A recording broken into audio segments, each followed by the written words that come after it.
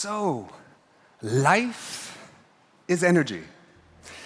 If you run out of it, you die.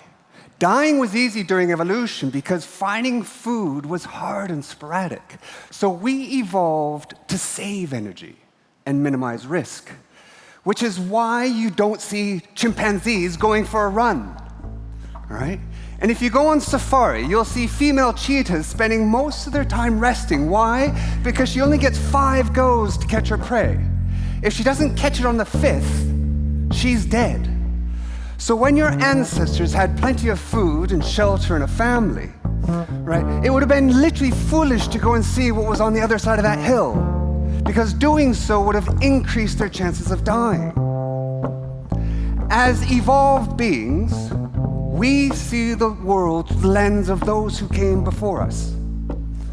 So when we face change, we try to stand still by telling ourselves we cannot change, choosing instead to wait and encourage others to take the risk and spend the energy for us.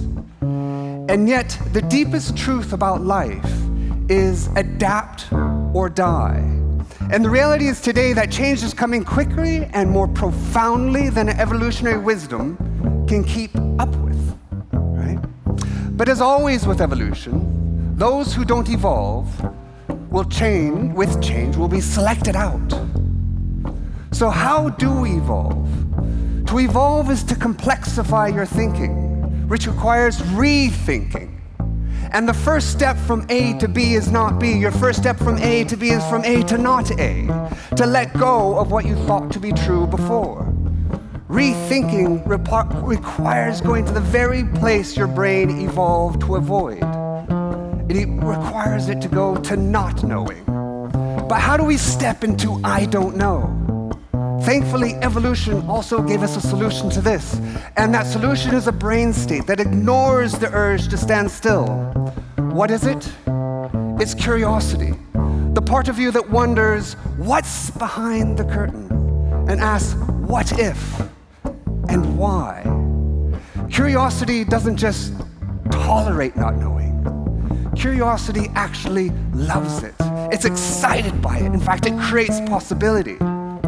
So if you are to evolve and step into not A, you will need to awaken, harness, and practice curiosity. It's one of your brain's greatest skills. You came into the world with it. But unfortunately, our education systems, our cultures, our corporate cultures, and even our personal relationships too often don't reward it. So this skill has been weakened. It takes a concerted effort and courage to refine the joy of asking what if and why, because remember, anything that's interesting, anything inspiring, anything that was innovative always begins in the same way. It begins with, I don't know.